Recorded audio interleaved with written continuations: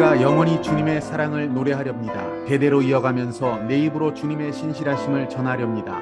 참으로 내가 말하겠습니다. 주님의 사랑은 영원토록 굳게 서 있을 것이요, 주님께서는 주님의 신실하심을 하늘에 견고하게 세워두실 것입니다. 주님께서도 말씀하십니다. 나는 내가 선택한 사람과 언약을 맺으며 내 종 다윗에게 맹세하기를 내가 네 자손을 영원히 견고히 세우며 내 왕위를 대대로 이어지게 하겠다고 하였다. 셀라. 주님, 하늘은 주님이 행하신 기적을 찬양하게 하여 주십시오. 거룩한 회중은 주님의 신실하심을 찬양하게 하여 주십시오. 저 구름 위의 하늘에서 주님과 견줄 만한 이가 누가 있으며 신들 가운데서도 주님과 같은 이가 누가 있습니까? 하나님은 하늘에 있는 무리 모임에서 심히 엄위하시며 주님을 모시는 자들이 모두 심히 두려워하는 분이십니다. 주 만군의 하나님, 누가 주님 같은 용사이겠습니까? 오 주님, 주님의 신실하심이 주님을 둘러싸고 있습니다. 주님은 소용돌이치는 바다를 다스리시며 뛰노는 파도도 진정시키십니다. 주님은 라합을 격파하여 죽이시고 주님의 원수들을 주님의 강한 팔로 흩으셨습니다.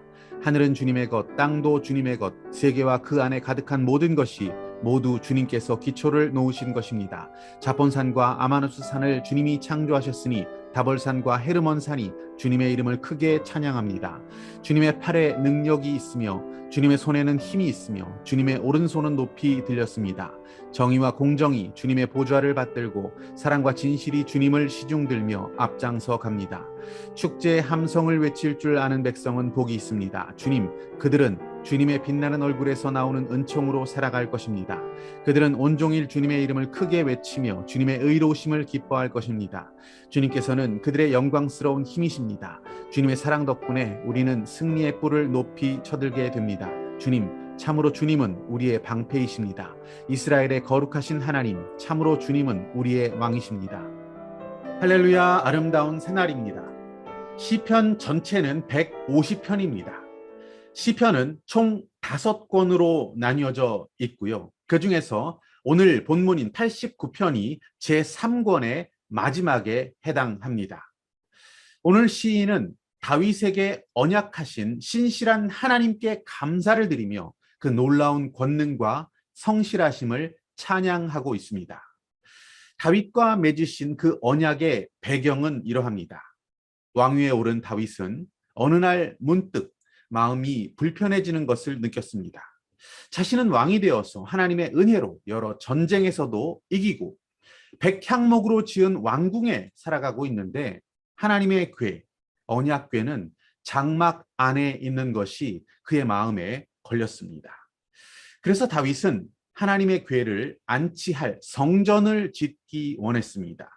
하지만 하나님께서는 NO라고 답하십니다.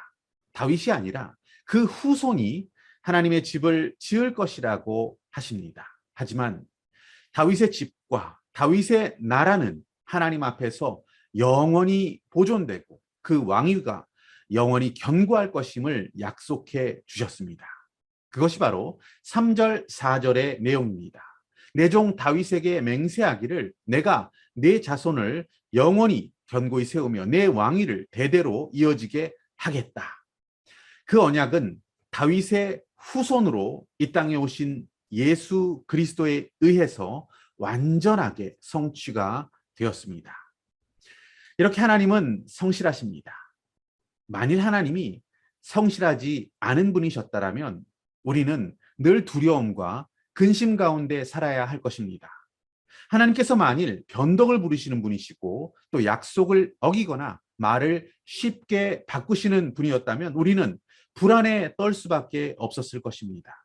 하지만 우리를 구원하시는 하나님의 언약, 우리를 백성 삼으시고 영원한 나라를 선물로 주시는 그 언약은 반드시 이루어진다는 것을 우리는 믿기에, 우리 하나님을 믿기에 우리는 주님을 찬양할 수가 있는 것입니다.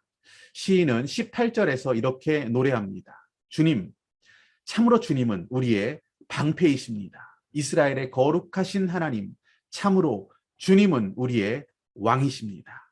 오늘도 주님을 찬양하는 아름다운 시와 같은 하루를 살아가시기를 축복합니다.